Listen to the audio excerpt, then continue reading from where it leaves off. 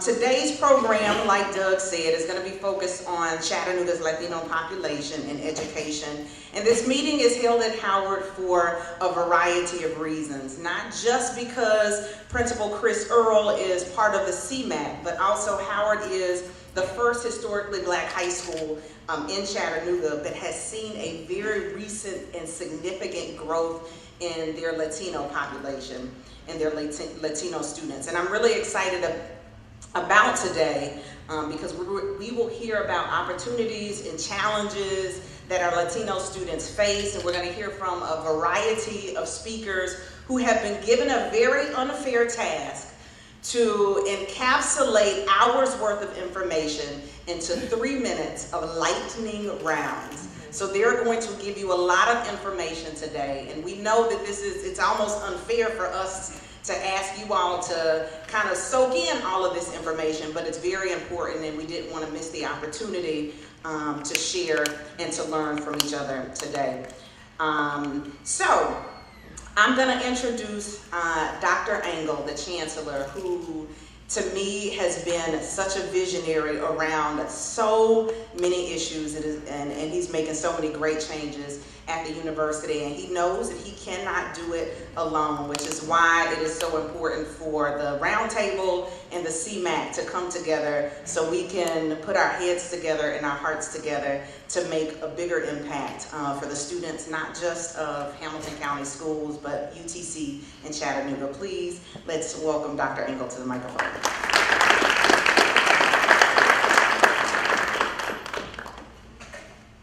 I will adhere to the 3-minute rule too. I want to thank Doug Brown and Stacy Lightfoot for their vision to have this kind of joint meeting and to be adventuresome to take a field trip to Howard School. And this was our first choice, and having an alum as the principal here, a member of our CMAC with Chris Earl, thank you. You have rolled out the red carpet for us, and we really appreciate it. And this school is such a part of our community, and it's part of our future. And the leadership that you're exercising for the school is going to make a difference in this community. And part of the reason we're here is, how can we help? And that's part of the message today is, how can UTC be involved? What are the issues we're dealing with as a community, and what is our role as a university? Some of this came about, and I want to acknowledge the Roundtable and the CMAC. When I first came, I got a lot of great feedback. I'm working with Dr. Hardaway, and what do we do? Having a person who could help UTC interact with the community, a director of civic engagement, and Ann Yoakum, we're down to the wire to her last few days in Chattanooga. She's leaving us to move to New Orleans, but who started off, I think, and helped us build relationships and did an incredible job. Ann, could you just stand so we can say thank you?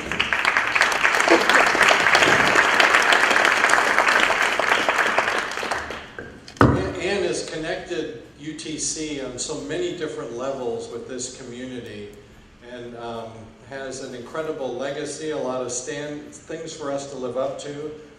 David Steele is here someplace, and standing in the back. See, he's not even sitting down, working, but is carrying on as Ann is leaving UTC. But thank you for what you've done. Thank you for all that each of you have done here. And I look forward to an exciting program and to learning more about our community and the issues that we're facing. And coming back to, what can UTC do? Where's our place? How do we help? How do we engage in what is a very broad set of issues for our community to deal with? So, thank you. All right, so two thoughts on this topic. No matter how complex you think it is more complex than that, and no matter how important you think it is more important. And this is not the last time, this isn't the last time that we're going to cover this topic. This really is just the beginning of a conversation that desperately needs to be had. So we have an all-star panel, and they could cover the entire program, but they're going to cover some of the program today. And I'm just going to introduce to you who you all will see. Their names will come up on the screens. Once you see your name on the screen, just come on up here. No one will reintroduce you after that. So we have Stacy Johnson, who's the Executive Director of La Paz, Chattanooga. She's going to share her knowledge about the scale and diversity of the Latino population in Hamilton County. Then we have Juan Moreno, who is a UTC alum. He's the Assistant Principal at East Ridge Elementary. He's going to offer some of his thoughts related to Latino students and their experience within HCDE and Hamilton County schools. Then we're going to have Chris Earle, principal of Howard, our gracious host today, who also is a UTC alum. He's going to offer insights on the impact of this growing population here at Howard and what that looks like. Yancey Freeman, who's the Vice Chancellor for Enrollment of UTC and Student Success, is going to provide some insight on what that landscape looks like at UTC in terms of enrollment. And then Dr. Linda Frost, Dean of the Honors College, is going to discuss collaboration with some of her counterparts at Chattanooga State.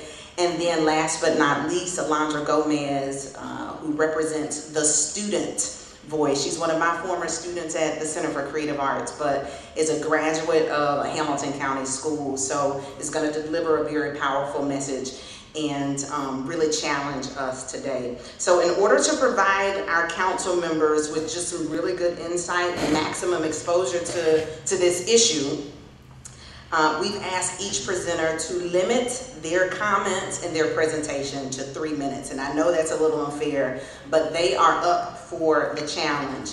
They're going to have a clicker. They will advance their own slides. The clicker is on.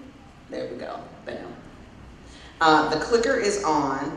And if everyone sticks to the plan, we're going to have time for some good discussion, some questions and answers at the end. Now we're going to call to the microphone Stacy Johnson.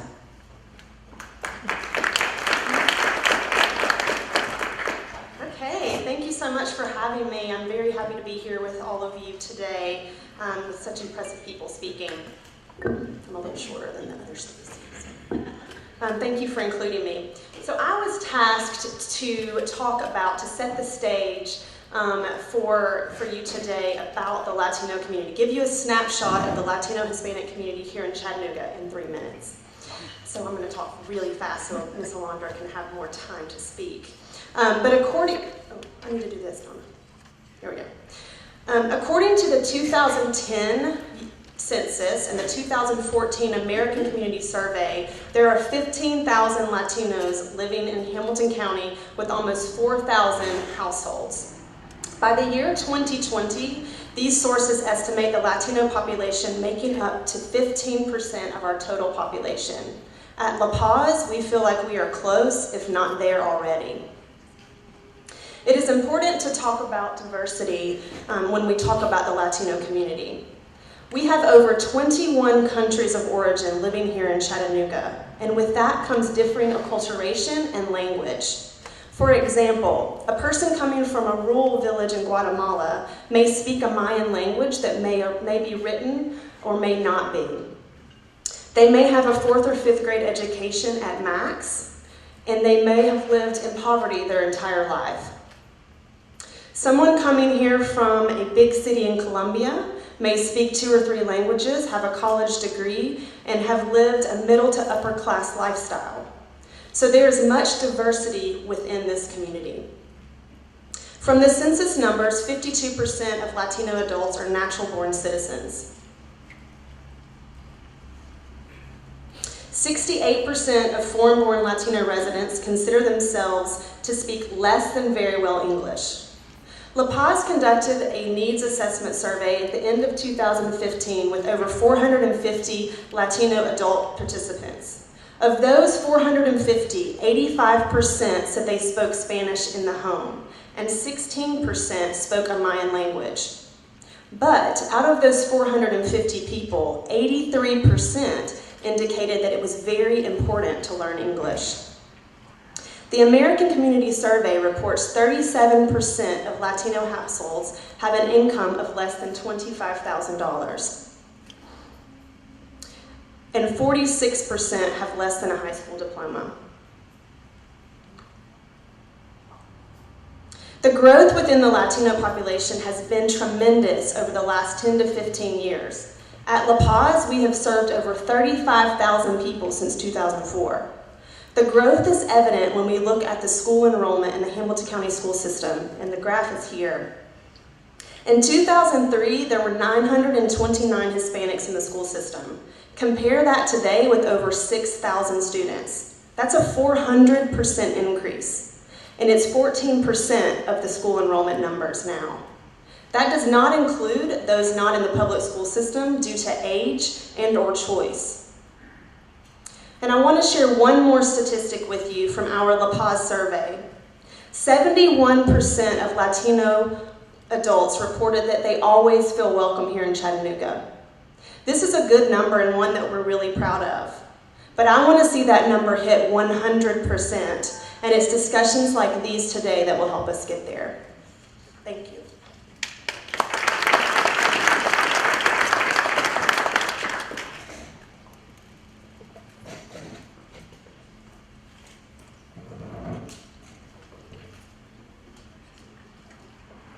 Hey there, good morning. My name is Juan Moreno. I am proud to be the assistant principal at East Ridge Elementary, where we have 23 different languages spoken, 32 different countries represented, and a lot of my people there. So I'm going to start with, here we go. So my first year teaching was in 2009. I had a little boy named Gaspar. I was teaching kindergarten of all things. And I was redirecting him in Spanish, and I was helping him out, and then one of my colleagues came over to me and said, no, don't speak in Spanish to them. If someone from the county or the state comes in, they're going to have a problem because we're an English-only state. And I was kind of taken aback. I was like, I'm not teaching him in Spanish, I'm just making him feel welcome, building that relationship with him. And that completely changed that person's paradigm. Since I started teaching in 2009, we've seen a lot of great things happening in our county. And I started taking that opportunity to share my story with the people I was working with, the people I was teaching with. And so then they started embracing the challenge. They were looking past those barriers, and they were celebrating the differences in those kids' lives. So the one teacher that once sent out a Cinco de Mayo email that their kids were going to be decorating sugar skulls and celebrating Mexican Independence Day quickly learned that she had just bottled up 3 different holidays for Mexican people in this one activity. Sugar skulls are Day of the Dead. Our Independence Day is in September, and Cinco de Mayo was about Puebla. So I took that as an opportunity to quickly tell them that there's differences between Hispanic people. And they learn to look past those barriers, celebrate the different cultures, empowering those families, and giving them any help that they could.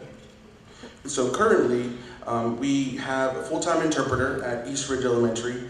We have partnered up with so many people, and across the county you have other similar schools in the same situation where they are realizing that for us to be able to serve those students, we have to also serve and help and communicate with the families. So I appreciate La Paz. They're always there to help us translate and to help us with families, and when we need issues addressed, they would be more than glad to find them resources for health, for funding, financials, anything like that that they need to help them out with, they're there.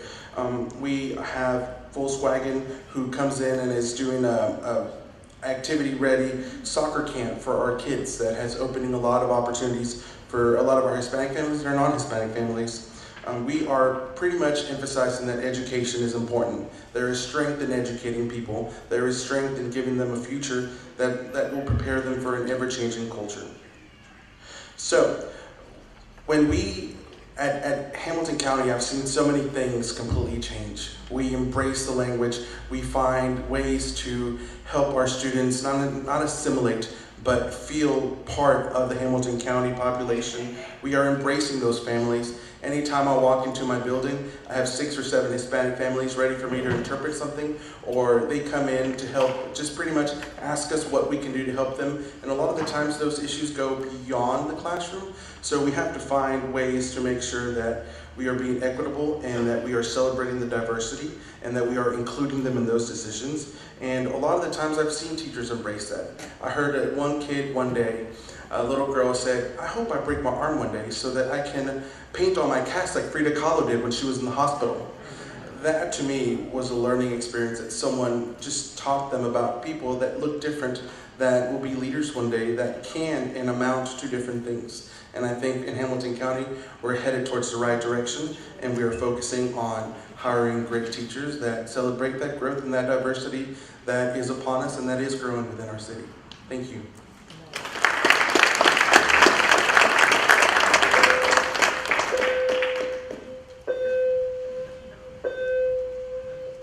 Okay, that's fitting because every time the bell rings, we know we jumping up, going into the hallway to clear the hallways out. So just a little different outcome to the podium. First off, let me say good afternoon to everyone. It's after 12 o'clock. I want to just take a moment to thank Dr. Angle, Ms. Lightfoot, and CMAC members, as well as the chancellors, the advisory committee for coming to Howard and showcasing our students. It's about our school and our students, and just giving them the opportunity to see some of the great things our students are doing, as well as our teachers. Staying within my 3 minutes here, one of our things that we're trying to do at Howard High School is we want Howard to be a school of choice. When we talk about Howard High School being a school of choice, we're saying something for everybody. When we say everybody, that means all means all. Our Latino population, our African American population, our Caucasian population, everybody. And also we want it to be a place where parents want to send their students as well, because we have something for them. The way we forge these different opportunities is providing community opportunities for us to partner on the educational realm as well as in the business side of things.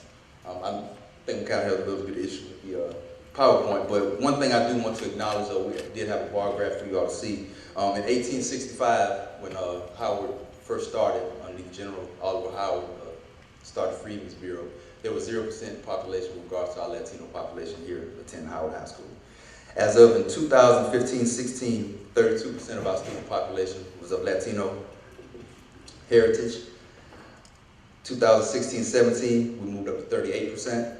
And as of currently, right now, we're right at 43% of our population is of Latino heritage. So when we look at that just over the course of the last 2 years, we're looking at a 10%, really more than a 10% increase in our Latino population. With that increase, it's like running down the hallway or running down the street real fast. You know, if something comes in front of you, you gotta make a move real fast. So we're at a point right now, we're making a lot of decisions and making a lot of changes based on the needs of our population. Lots of times individuals think because someone, as was stated earlier, they come from a Latino heritage that they automatically speak Spanish. That is just the broad scope of language. We have quite a few students that come in that speak in a certain dialect that is within their village. So we still have the issues that we're working through with regards to our translators being able to contact our students and parents to make sure they're abreast of the things that are going on with our students in the classroom. Also, just think about it, you know, if you put yourself in terms of the students, you know, coming to the classroom, you're somewhere where you don't speak the language very fluent. You're also in a situation where you're trying to understand the culture. And then on top of that, what you're trying to do as well, trying to be successful academically. You go to the next slide. You can also try to be successful in the classroom with regards to your academics. And so there's kind of twofold to it. You have a student that may walk into the classroom not being exactly comfortable with the teacher, the culture, and what's going on. Then on the flip side of that, you have a teacher in the classroom that's not as exactly comfortable with how to educate the student in a proper manner. So we have to make sure we find a way to bridge those two gaps with each other so that, hey, the student feels comfortable, the teacher feels comfortable. Because at the end of the day, we all want success for all of our students. So with that, you know, I really am excited the fact that we are having this topic of conversation that's being brought to the forefront so that some ideas can be generated to help in this area. We don't have all the answers, okay? We have a bunch of intelligent people in our building that can help seek and find answers, you know, but at the same time, you know, we want to make sure we get to a point that at ultimately the end of the day, our students being successful and we're putting them in a position to be successful adults once they leave us to be college and career ready. Talking about Dr. Angle earlier, you know, just trying to create that pipeline, you know, with UTC, with our students, so they leave here, they can go to UTC and graduate and be successful members of society, and remain here in Chattanooga and be self-sustained with our students, going back to their communities, going back to their schools, and providing resources in different areas that they can help them. So what's our next steps at Howard High School? What are some of the things that we're going to do? First off, we have to recognize as leaders in our communities and our building, me personally, we have to understand that there's a difference in culture. And with that understanding of that difference in culture, we have to be able to accept those differences and be open to saying, hey, you know, this is the way I do things, but I need to leave my values, my things at the door so that I can understand you, help you be successful. And not only does that have to happen at the leadership level, that has to happen at the classroom level as well. So it's extremely important for us to make sure we're meeting students where they are and providing them opportunities to be successful in the classroom. So what does that look like for the teacher? We did a professional development a couple of weeks ago where one of our teachers came up front and was actually showing the other staff members how to use Google Translate. So when you're doing assignments in the classroom in front of your students with a board like this, you can push a button and it automatically translates in Spanish. Or different situations where you may have an assignment that's written in English, and maybe a time assignment, the student may need some additional help. We can translate automatically to Spanish so the students can read that and go through those things. So those are some of the challenges that we don't think about in the classroom, that you don't really hear and see a whole lot about. But those are things that are real and those are relevant. Because at the end of the day, when you open up the newspaper, you're looking at test scores. But the test scores don't always paint the picture of what really goes on in the classroom. That does not mean there's not quality instruction going on in the classroom. And that does not mean we won't have kids that do not have the capacity to learn. So there are a lot of myths that have to be dispelled along the way with regards to our challenge with our Latino population. And I use the word challenge loosely because I don't see it personally as a challenge. I see it as an asset because it's an opportunity to allow all of us to grow as individuals as well as our students and support them. So I look forward to the things that we're doing at Howard High School, our faculty and staff members. We have a phenomenal group of staff members that's reflected in our students here this morning. But I look forward to the challenges that we have to turn those into opportunities. And Howard being that Maverick High School has always been. In the 1960s, students leaving the stage in the city. And the first postgraduate, African-American graduate in 1886 from Howard High School, the oldest school in the city. So those things are just modernized here today with regards to our focus on what we're going to do for our Latino population. I thank you again for your time, and I thank you again for the work, please.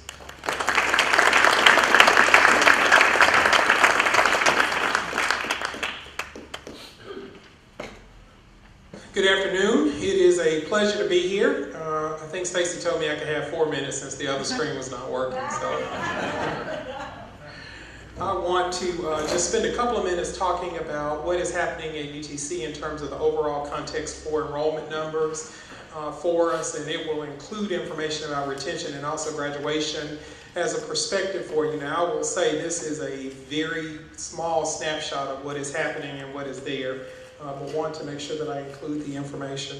Overall, in terms of enrollment for our campus, and I'm looking at this in a 10-year period of time.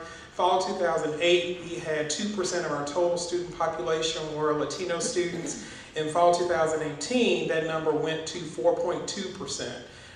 In 2008, that number was 199. In 2018, it's 489. So we've seen some marked increase, and what I didn't realize that Stacy presented was that it also replicates the number of Latino students in Hamilton County as well, the overall city percentage. I want to also point to a couple of different rates that are there that are used as success measurements for UTC overall. They are the first year retention rate, again looking at fall 2008. For the fall 2007 cohort. So it is the number of students who enroll in fall 2007 who return to us in fall 2008. Back in fall 2008, that number was 56% of the overall number. In 2018, for students who returned to us fall 2018 who were enrolled in fall 2017, that number was 65% this year. We have to go back and look and figure out why, because we've been averaging around 70% in the previous 2 years. And so we see that there is a pretty good rate of return there as well.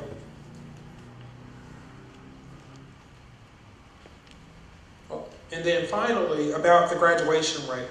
Fall 2008 graduation rate, we measure graduation on a 6-year persistence.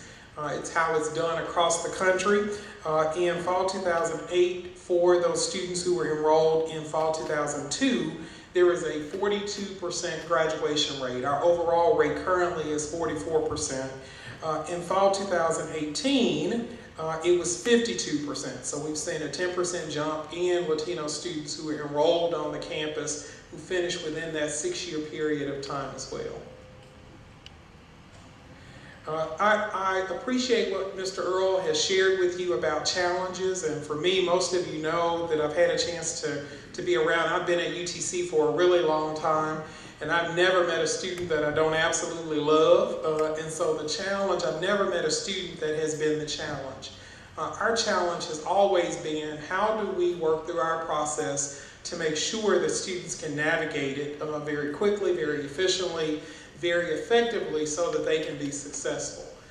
Our goal has been to make sure that we can turn paths, turn corners for students to help them in that process. And so we've done some things over the past few years, in particular over the last couple of years since I've had this position, to be able to bridge for our students overall. One of them is the test score partnership that we did with Dr. Hardaway last year with the group out of Birmingham, with Hamilton County Schools, to help us with improving those test scores for our Hamilton County students. We created that summer bridge program, and it was explicitly for those students to introduce them early to our campus, for students who are high retention risk students overall. And so we created that summer bridge program. We've attempted to demystify the application process. The most critical piece of this that can scare a student away very quickly is a very complex application process.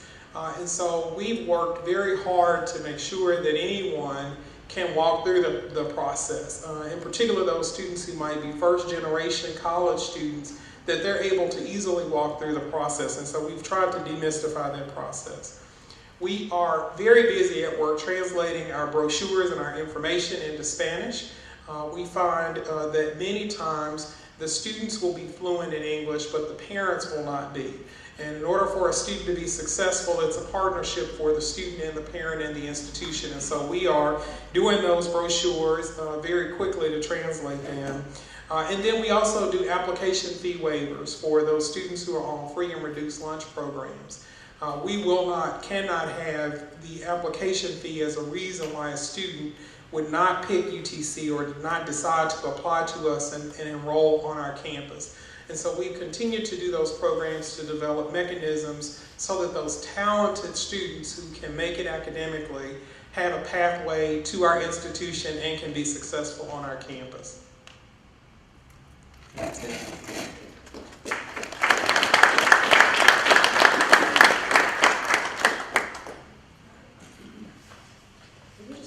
Okay. Hi, I'm Linda Frost. I'm Dean of the Honors College at UTC, and I again thank you for the opportunity to speak today.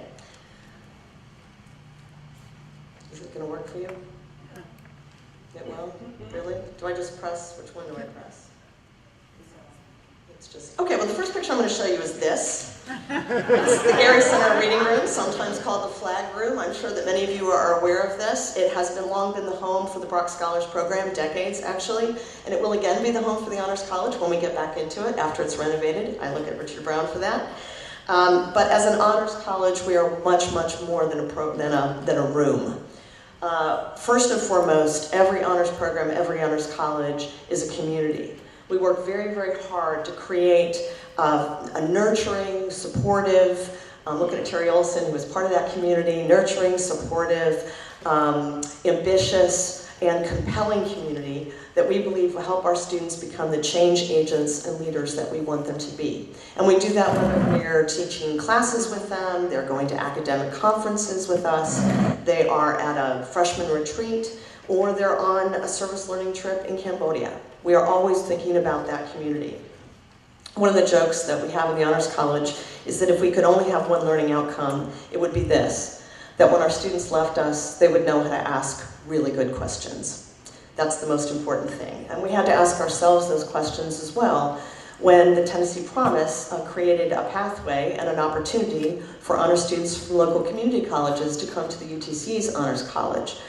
And the way that we answered that question was with our Innovations in Honors program, which is a program that our articulated community colleges, particularly Chat State, Cleveland State, now Motlow State, can come into the honors program and over the course of a year do an innovation lab with one of our faculty members and work on real life problems with community partners. It's a really compelling experience and a good one. If we had a picture, You would see two of those students who have come from Chattanooga State, Tanisha Colquitt and Juan Hernandez. And one of the things that's been so wonderful about that partnership has been the kind of diversity and the perspectives that we've added to our program by virtue of that additional population.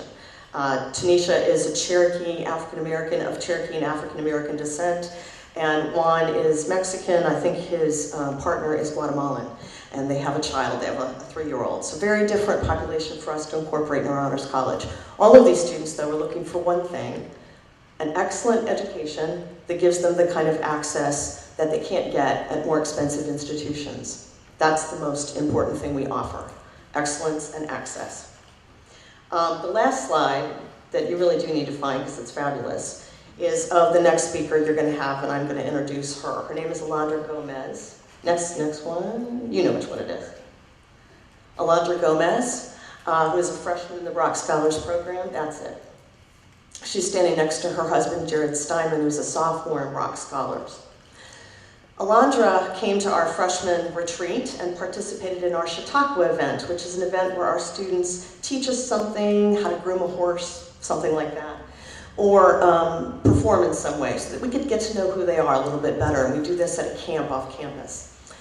Alondra did a spoken word piece about the daily realities of being a DACA student and her brother who is undocumented. When she was done with her piece, every student, every person in the room gave her a standing ovation. And I want to say that was the moment when Alondra changed our honors college. And she has done that along with other students who are adding their voice to all of the issues that this community confronts. I would say that I wanted to say something else, but I don't know what to say. So Alondra, I think you should take it away. I hope that she will change you as she has changed us.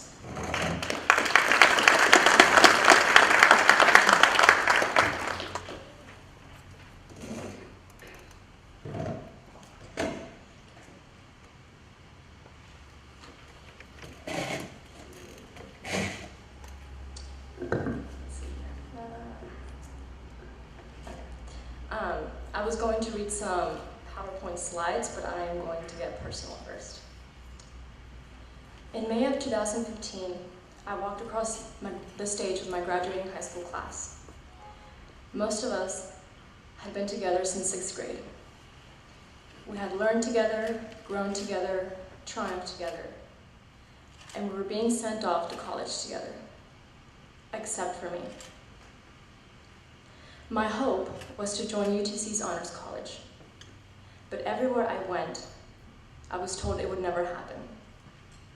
My status as an undocumented immigrant only meant that I had to pay out-of-state tuition, and also that most scholarships and opportunities were not for me. Every advisor who told me to aim a little lower only increased my determination, until UTC was the only option I would accept. In the meantime, I enrolled and then graduated from technical school, worked full-time for a local clinic, and traveled to Nashville time and time again to advocate and fight for the tuition opportunity bill. Also, I spent every moment on scholarship applications, every spare moment that I had on scholarship applications. In the spring of 2015, I was told that my dreams were impossible, that college was not for me. Yet here I am, getting ready to finish my freshman year at UTC.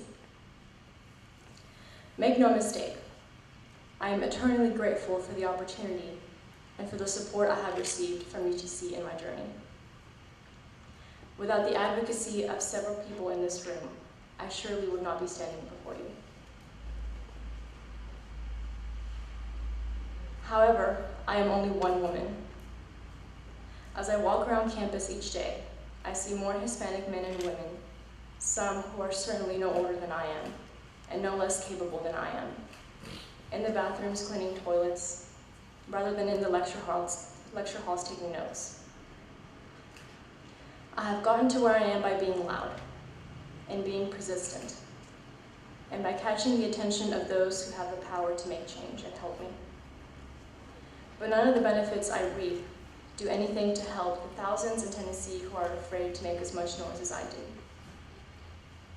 I began my college career with the hopes that my success was a sign of change.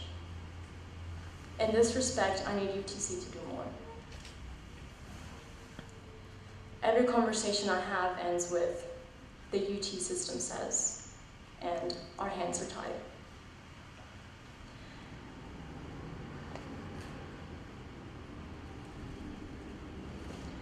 I keep hearing that UTC can only do what is ordained by the UT system.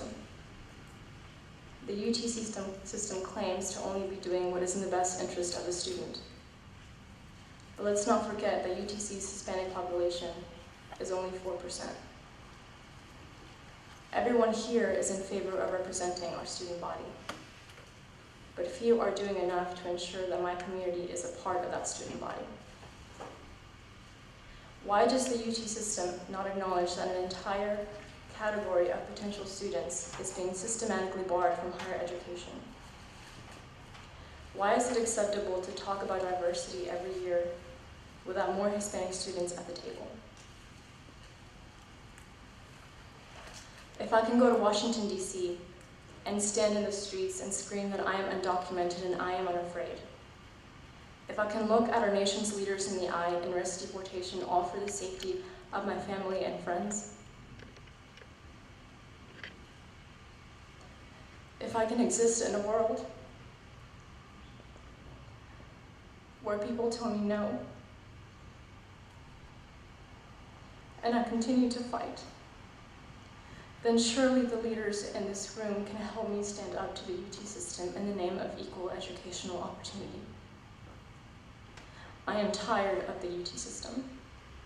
I'm tired of the UT system telling me that talking about my community will have to wait because it makes people uncomfortable. I'm tired of being told that the conversations will have to wait while my brother finishes his junior year of high school with no hope for the future, because the people in charge of the UT system don't think that his education is an urgent matter.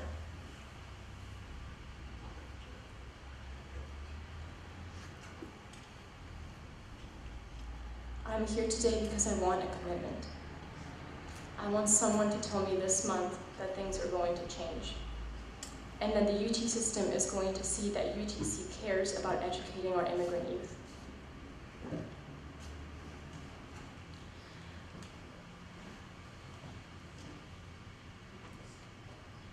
I'm going to let Jared speak for just a moment.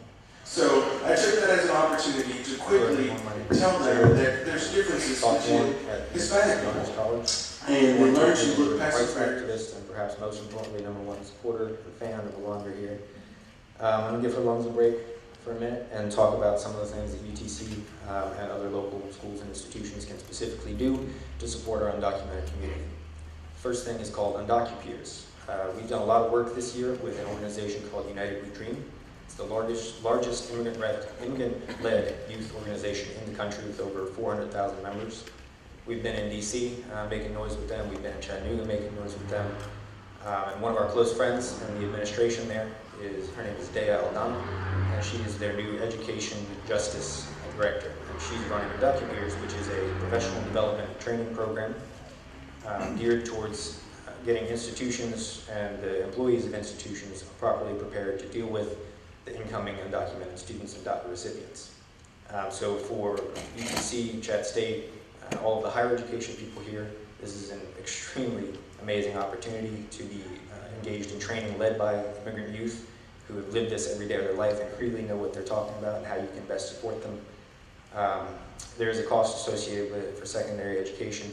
For public high schools, this is free. So for the public high school people in the room, especially Howard, I urge you to contact Dea. We have, I've got a whole folder full of information on these to get this program here. It takes about 3 months from the time you contact her to get it because they tailor each training session specifically to the university or the institution or the school that they're coming to. They look at the local laws, they look at the institutional policies, they look at the climate, they look at the population, the diversity, and they spend a lot of time really making this exactly what this school needs to be doing to support their undocumented students. And the bullet points there are just a couple of about 20 different directives and initiatives that they list on their website about what this program does. In conjunction with that, we have National Immigrant Resilience Day coming up on April 26th. This is a United We Dream initiative, and it's aptly acronymed NERD, because it's about college education and about college and universities standing up and publicly supporting their undocumented population. And this is not about having meetings or about telling the students they support them. This is about a commitment to substantial support, which comes in various forms. For one, starting undocumented student-led clubs. This is all from their list of suggestions, hosting undocupeers training. So we would love, if come April 26th, some of our institutions locally would commit to hosting this professional development training. Things like opening up job opportunities specifically for the undocumented population, or creating a private fund specifically for scholarships for undocumented students. Whatever it is, there's a whole variety of things. Again, Dea Aldana in DC is in charge of this. I have her contact information and more info on the program. Contact her, you can register and be a part of the national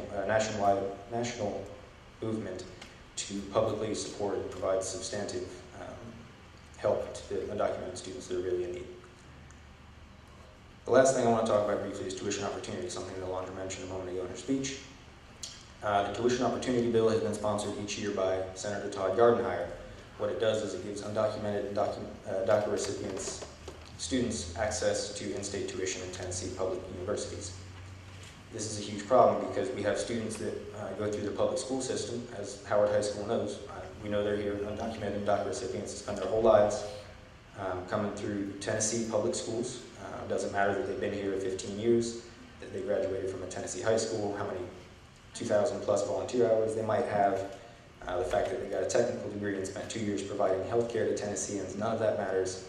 If you're undocumented or DACA in Tennessee, you pay out-of-state tuition, and that's a problem. And so one of the biggest things that local institutions, schools, universities, colleges can do to support the undocumented population is publicly support this initiative. Just a couple weeks ago, we were in Nashville with a group of incredibly brave high schoolers, most of whom were undocumented or DACA, in Nashville, who went from office to office telling their stories to the people that had to vote on this, and made it through the first subcommittee, and a couple weeks later, without a single word of discussion, was tabled until next year. Nobody defended it, nobody spoke up and said this is something we need to take care of now. They just went ahead and pushed it off quietly because it's election time and nobody wants to rustle any feathers. So what we need is for institutions who are the ones providing this education and the ones that will most benefit from this bill to come out and publicly support this bill and make sure that come next year when they bring it back up again, we get it passed. We've been working on this since 2014, and every single year it fails. And that's, as it says, 72% of Tennessee voters support this. It needs to happen. So that's all I've got. I'm going to pass it back to Alondra, and thank you guys.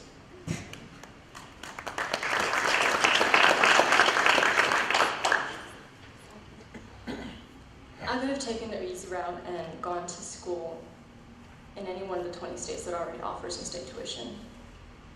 I would have been given an opportunity to have a community of people like me who share my daily struggle, of professors who look like me who share my daily struggle. But then who would be left in Tennessee to fight for the 25,000 undocumented youth who are fighting for an opportunity?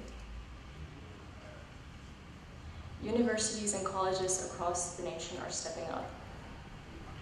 And I don't want Tennessee to be left behind. Something needs to be done, and I truly hope that this is the year we make it happen. Thank you so much.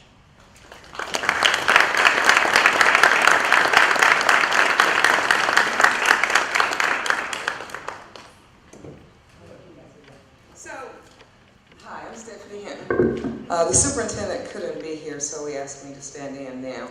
I have no idea what I could say, but I'm here for a reason. I never in a million years would have known that I would see Alondra again. I was former principal at Red Bank Elementary. Alondra was a student there, 3rd, 4th, 5th grade.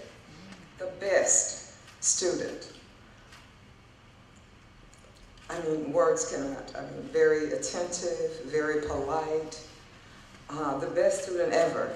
And I'm so proud to hear her. I'm so proud that she's taking a stand. And after Alondra left, Randy, right? Her brother left Red Bank, and I was principal at Eastside Elementary. And her brother was there for 5 years. The best family ever. Both are very good students, and I'm sure they'll both do well. DACA, undocumented students, that made no difference to us. These were very good students, and they did very well, and I'm so proud of your Landria.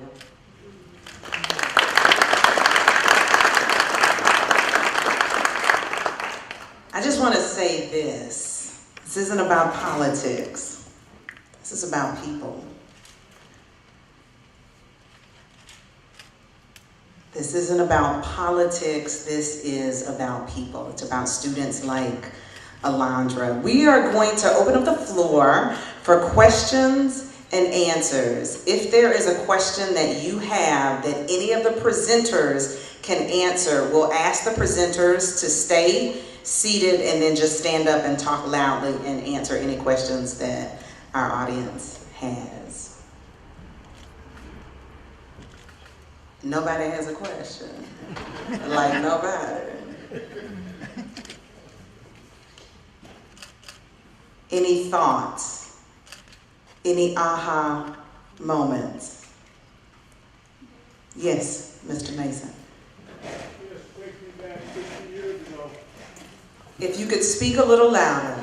Yes, I said, it takes me back 50 years ago when I was this young lady's age in the state of New Jersey, fighting the same battle, having access to higher education.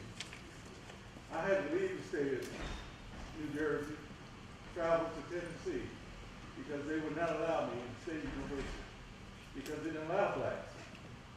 I don't care what type of GPA you had, who was pulling for you. The only thing I can say, man, is that keep on fighting. It took us 50 years to get where we are, and we're still fighting for access for our community and yours too. We'd like to help you in any way we can.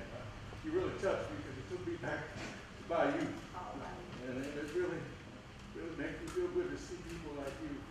And the only way you're gonna get this achieved is get in groups like this and to turn on more people who will support you. You got one here. Thank you. And you got one here too. Terry Olson. I'd just like to say first that I have a stutter, so it's true, but I like to add that I think what she said is very important, but you all have to understand the context of what she's fighting. I've been the chair of the immigration section of the state bar, I guess, up to 4 out of 11 years. And I've been asked to sit again in June. And why? Because every time I'm asked to go back, is when we have to fight this big push of anti-immigration law. And so what she's actually proposing to do is, in light of probably the highest enforcement immigration law, ICE raids, ICE site visits across the state that we'll probably see like in the next 3 to 6 months. So the way I look at it, it's a war. I'm usually not political. Most people know that I'm not. I'm always in the middle, always in the middle. That's how I've been able to work with the government. But I would tell you, yeah, that's why I'm always called back, because I'm in the middle. But with that said, I would say that now is the time that we have to fight. Like, I've never seen it this bad. And if we do not fight it, because we have a government right now who's going to push this agenda for 3 years more. So we need to group and band, behind her and help her as institutions and companies and come out, because if we don't, it's going to take too long for 3 years. It's all going to be gone. It's just, I cannot see it every day for the last 3 months. My clients are crying, it's horrible. I had a enforcement ICE agent drive from Atlanta up to Cleveland in an unmarked car to arrest the client because they were going to have an immigration interview the next week, so they wouldn't be allowed to go to their immigration interview, so they wouldn't get their green card. So we have people driving unmarked cars 3 to 4 hours away, and I cannot believe what she's doing publicly, so we need to be around her and not support her. So I would also say that I cannot talk on behalf of the immigration law section, but I'd say that we probably love to team with you and help your voice across the state this year. Well, I mean, unofficially, so yeah. Very good, thank you, Terry. Any other questions, comments? I know this was deep, y'all. I know this is heavy. Linda. One thing I forgot to say is that when I said Alondra changed us, what I meant was that an abstract, sort of could be an abstract political issue that does not touch many of our students' lives, was made real in a person, right? Like we said, it's not about the politics, it's about the people. That's why diversity matters, because it enlarges how we think about ourselves in our community. It enlarges who we are and our ability to empathize and to be full people in this world. So I feel like what we need is a way to share these stories, right? And to be able to talk about these issues. It is a dangerous thing for someone like Rhonda to talk about what she's talking about. It's a very difficult thing for people to talk about their experiences, regardless of what that is, right? It particularly can come from a marginalized, population. We need a way to share these stories so that the danger is not there, but that in fact we all can grow from those stories. Very good. So I want to underscore one thing. I commend UTC for making a very bold and brave decision to enroll Alondra and make it possible for her to be a student and a successful student at UTC. So I do want to give the Chancellor and his team a round of applause for taking a chance on Alondra.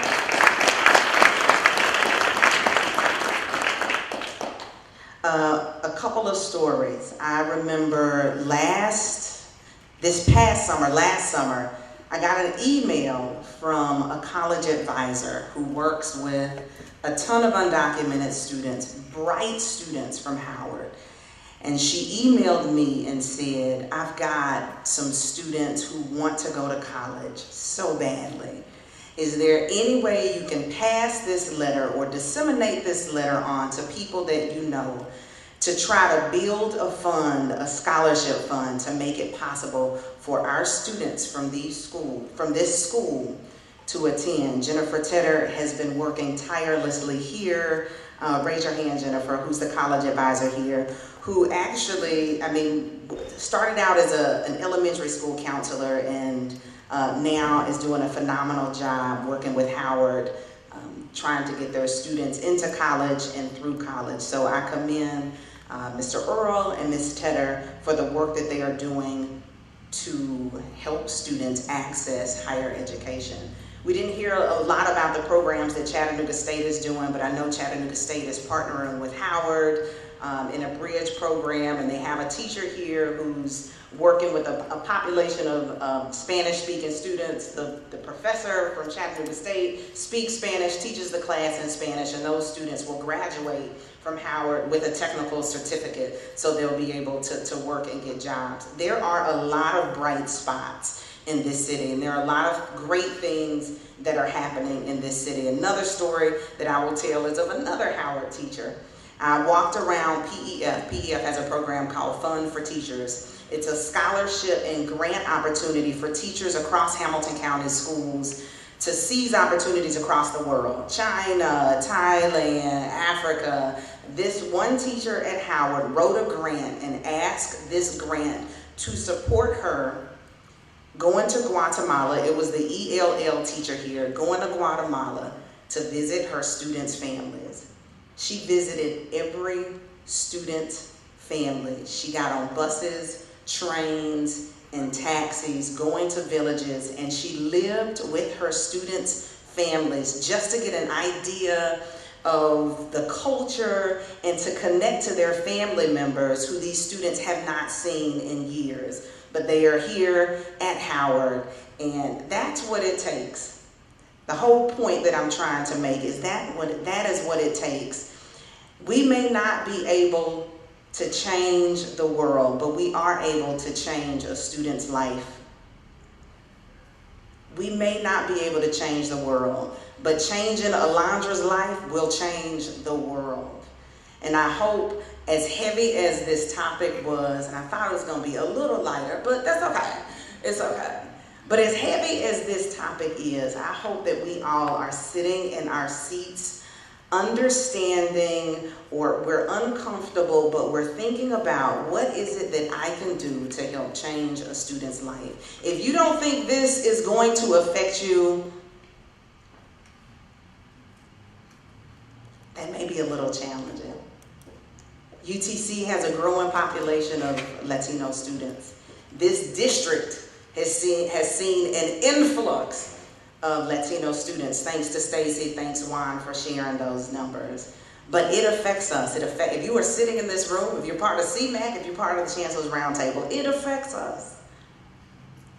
And students like Alondra. So thank you all so much for being here. In the essence of time, I am going to table our table discussions, and I'm going to ask Dr. Baptiste to come up to make a couple of announcements. And again, if you all have any questions or comments, please feel free to see me, Dr. Angle, anyone on the Chancellor's Multicultural Roundtable, the Chancellor's Multicultural Advisory Committee, and the Roundtable.